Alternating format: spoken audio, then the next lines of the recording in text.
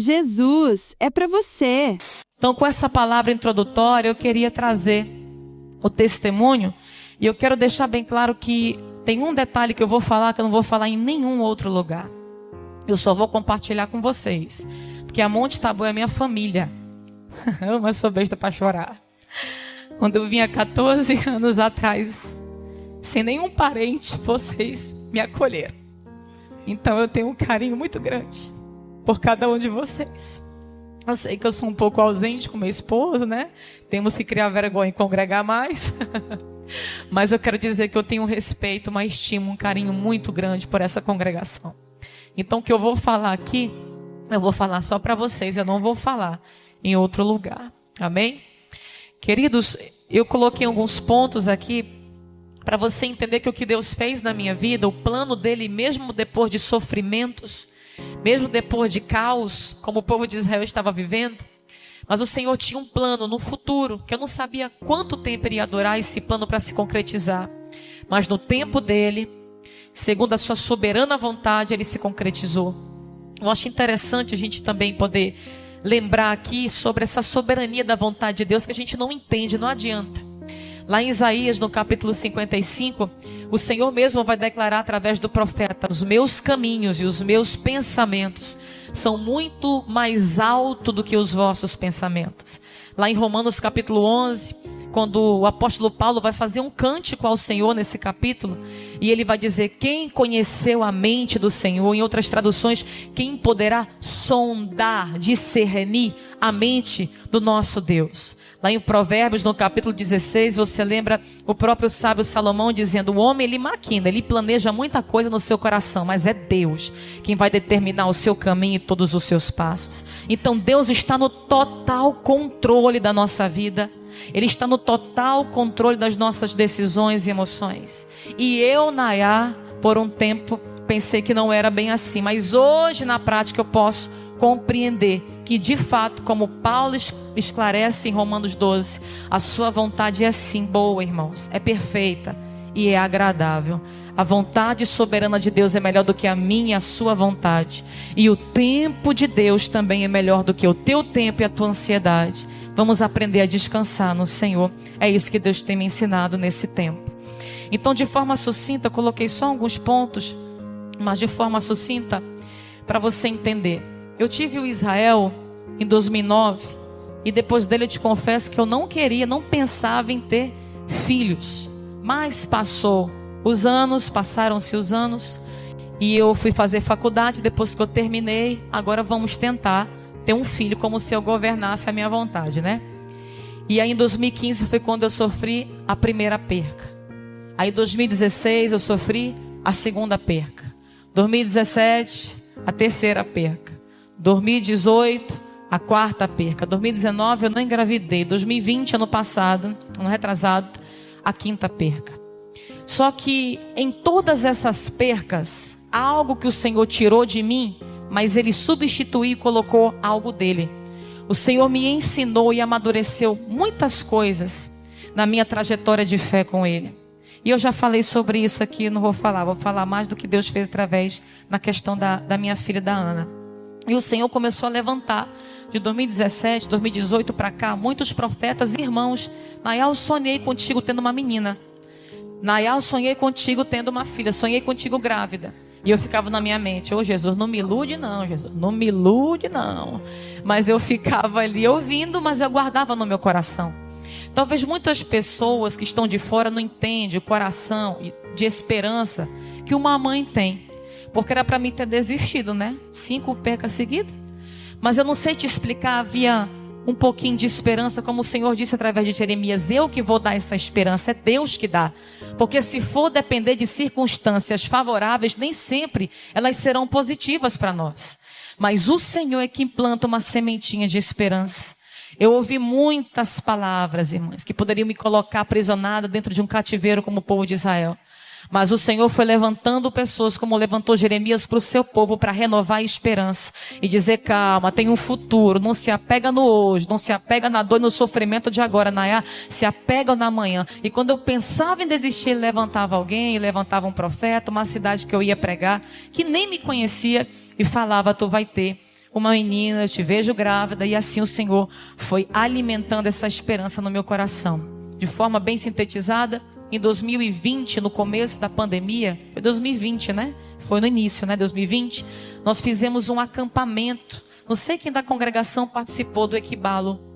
Tem alguém daqui que estava lá? Kélcia, é testemunha do que eu vou falar. Tinha alguns jovens lá. Nessa manhã o Senhor, na noite, aliás, do sábado, Deus usou o pastor Giovanni, aquele que ministrou aqui. Teve até uns batismos com o Espírito Santo aqui de Araguaína. E ele começou a ser usado pelo Senhor e dizer assim, olha, ele não sabia da minha vida. Eu não conhecia o pastor Giovanni, meu esposo conhecia, mas eu não. Ele não sabia da minha história. Mas o Senhor usou ele, levantou e ele disse assim, eu não sei qual é o desejo do teu coração sobre outro filho, mas o Senhor manda te dizer que o Senhor vai te dar uma filha, porque esse é o desejo do teu coração. Tem uma menina e o Senhor vai te dar, e ela vai ser usada nas mãos do Senhor nessa terra. E ele ainda disse assim, e vai ser uma confirmação do ministério do Clebson. Eu não entendi, eu esqueci a profecia. Com 2 meses depois, pandemia, né, meu irmão? Só dentro de casa, engravidei. Em 2020. Quando eu engravidei, eu fiquei com uma fé tão grande, irmãos, como nunca. Uma esperança que eu me agarrei tão grande, agora vai. Passou um mês, aquele medo, ai meu Deus, não vai, agora passou um mês, vencemos. 2 meses, 3, nunca tinha ido tão longe. 4 meses de gestação. Então eu tive, não lembro se eu cheguei a ter um sangramento, sei que de repente eu fui fazer uma ultrassom de rotina e o doutor disse, não tem mais batimento cardíaco. O irmão saiu lá desolada, segurando o choro para não mostrar fraqueza para ninguém. Mas quando entrei no carro comecei a chorar, Senhor, tu não disseste, Senhor, que tu ia me dar de novo, Senhor, de novo. O Senhor falou na frente de tanta gente, eu acreditei. Também não acredito mais em profeta. A rebeldia quis entrar. Não acredito mais no negócio desses profetas, não. Tadinho do irmão Giovanni. E aí, não foi só ele, entre outros, né? Passou o tempo. Perdi. Mas nessa perca algo diferente aconteceu. Porque quando ele falou que não tinha mais batimento, veio aí uma fé do Clebson Bandeira na minha vida. E já era de tarde, eu falei, eu vou entrar para dentro do quarto, ninguém bate, ninguém me incomoda, eu fiquei dentro do quarto.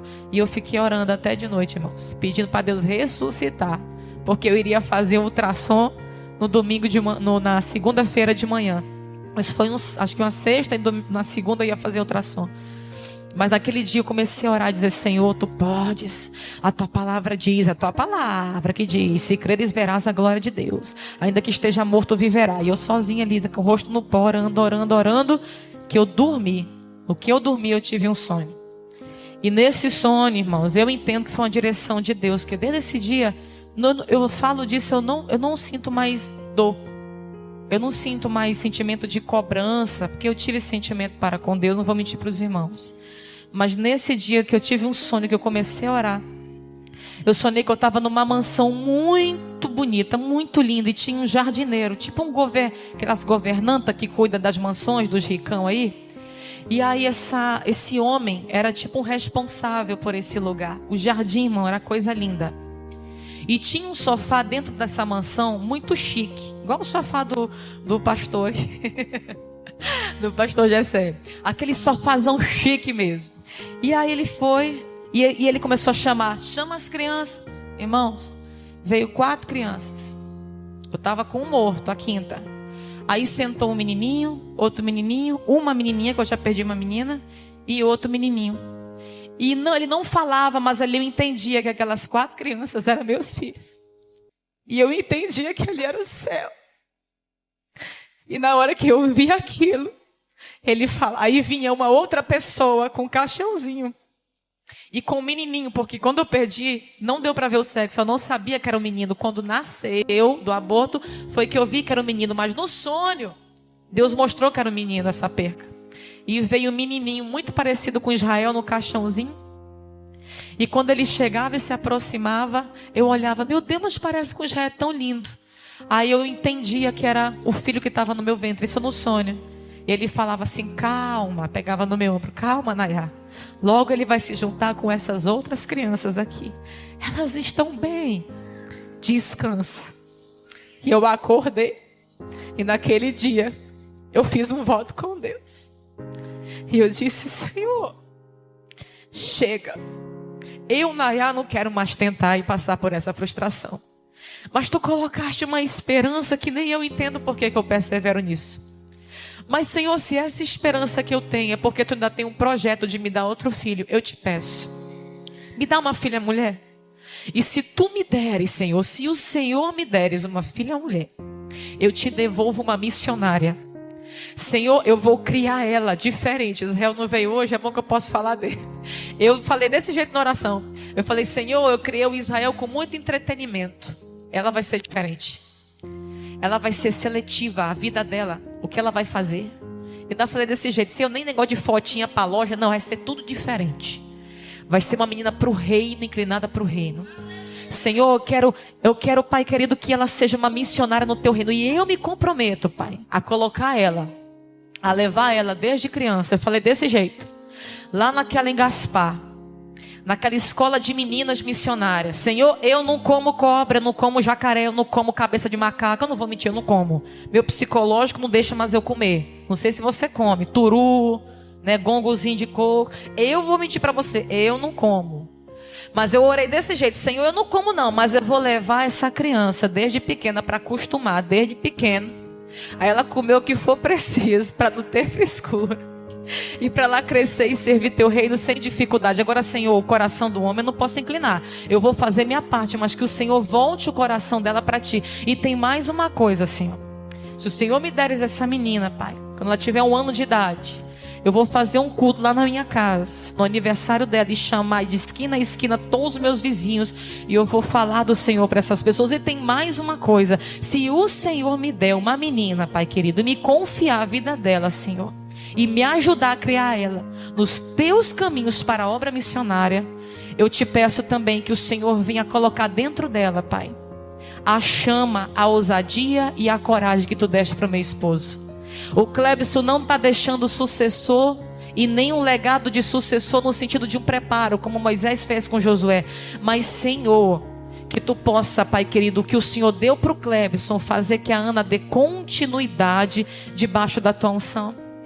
E aí eu não lembrava da profecia do pastor Giovanni, que ele disse depois. Eu fui saber esses dias que eu fui lembrar. Que ele falou justamente isso, que seria uma confirmação do ministério do pastor Clebson Bandeira. Então, olha os mistérios de Deus, e para mim já concluir. Quando eu engravidei, eu falei: Clebson, eu não vou postar nada, eu não vou falar nada para ninguém. Poucas pessoas sabiam. Quem me via se espantava. Oh, gente, faz tempo que eu não te vejo, até com bucho. Pois é, não contei até vocês, pouca gente sabia. Mas quando eu fiz isso, foi uma orientação de Deus ficar mais na minha mesmo. Passando-se um tempo já, então quando eu descobri da gravidez, pulei isso aqui que eu já tenho 2 pontos, eu vou já orar.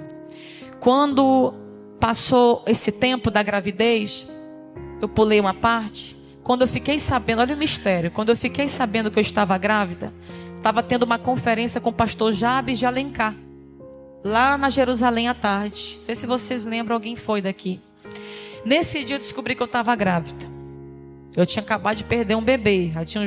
Tinha nem 1 ano. Quando eu engravidei em 2021 já, que eu fiquei sabendo que eu peguei ali o teste, eu mostrei para meu esposo, comecei a chorar. Olha a fé da mulher. Meu Deus, de novo vou perder. Olha. Depois de 2020, ter pedido, ter orado, né? Pedi, fiz um voto com o Senhor.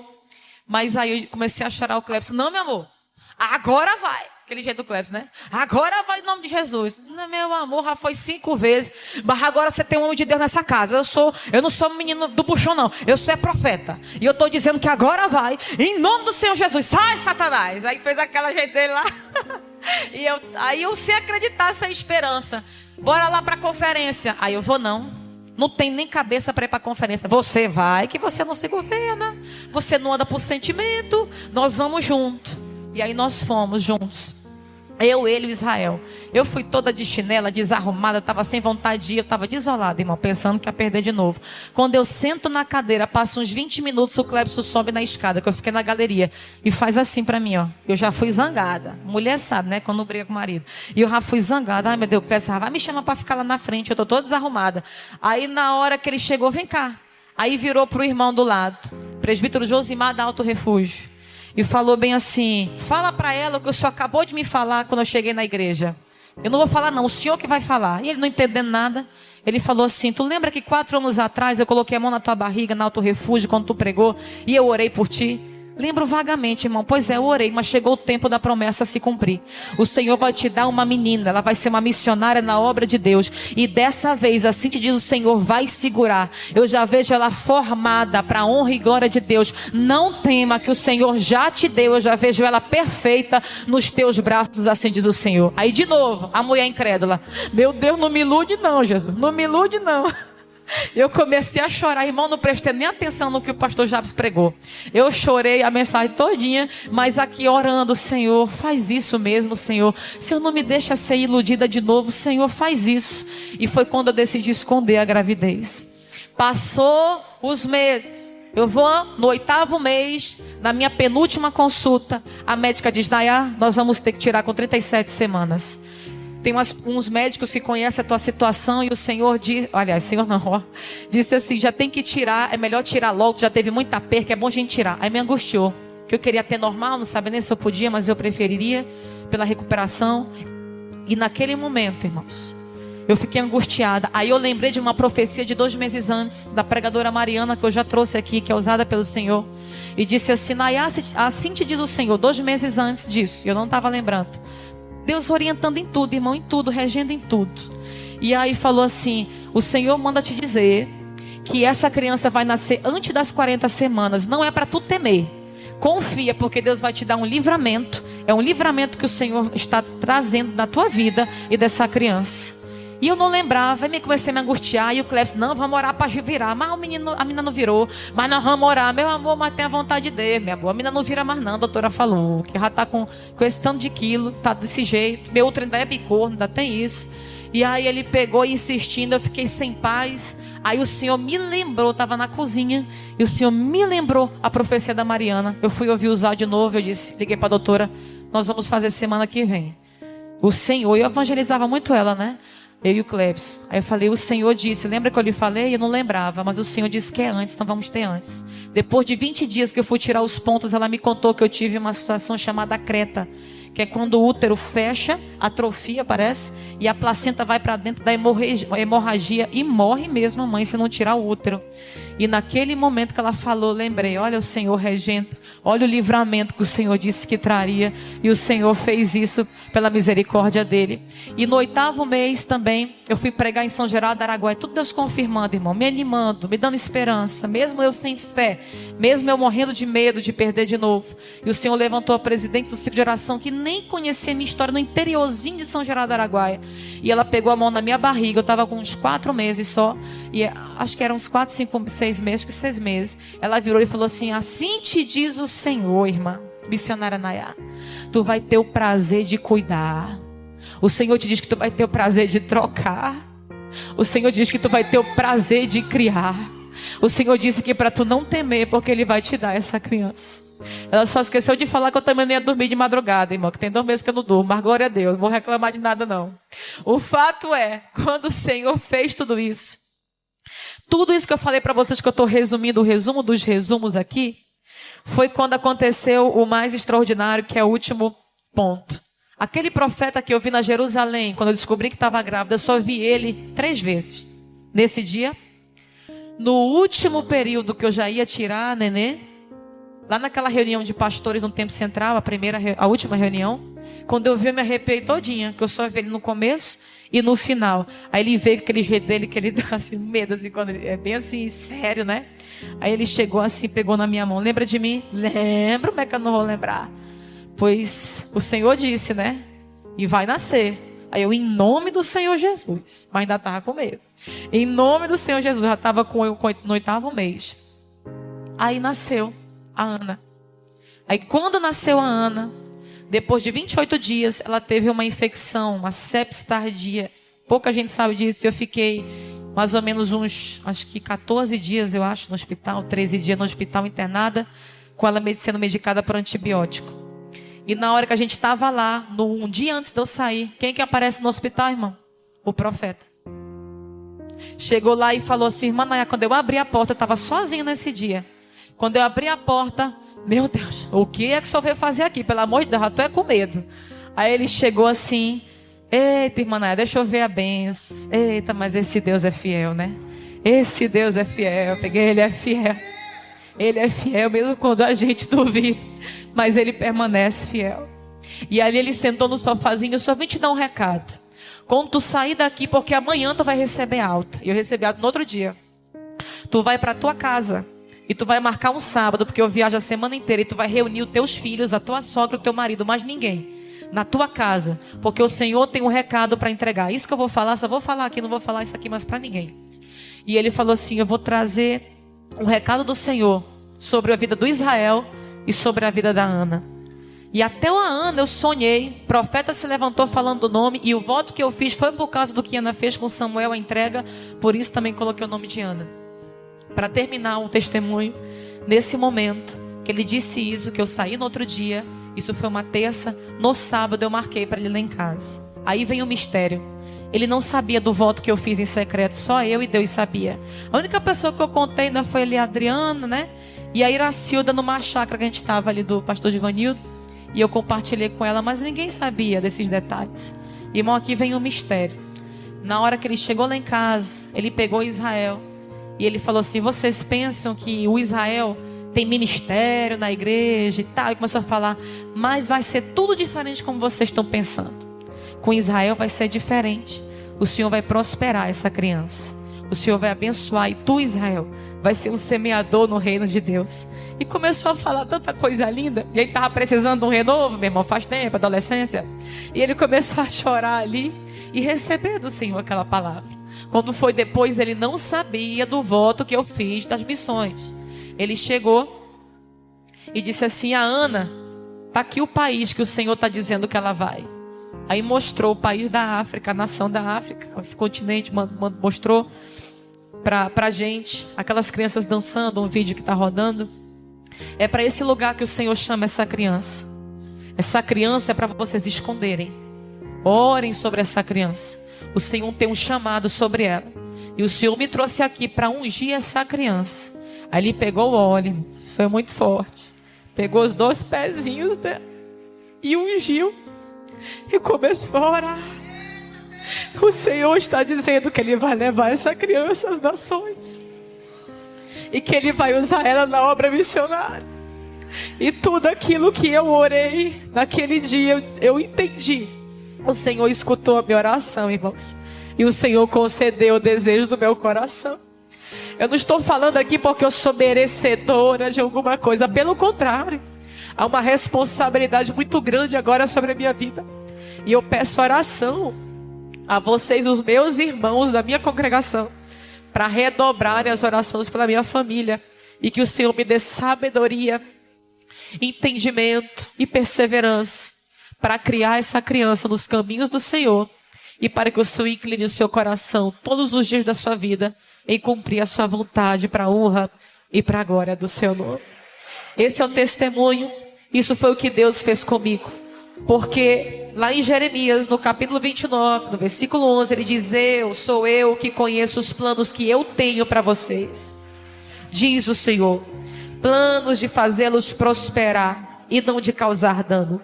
Plano de dar a vocês esperança e um futuro. Então vocês clamarão a mim, virão orar a mim, e eu vou ouvir a vocês. Gostaria que você ficasse de pé, por gentileza.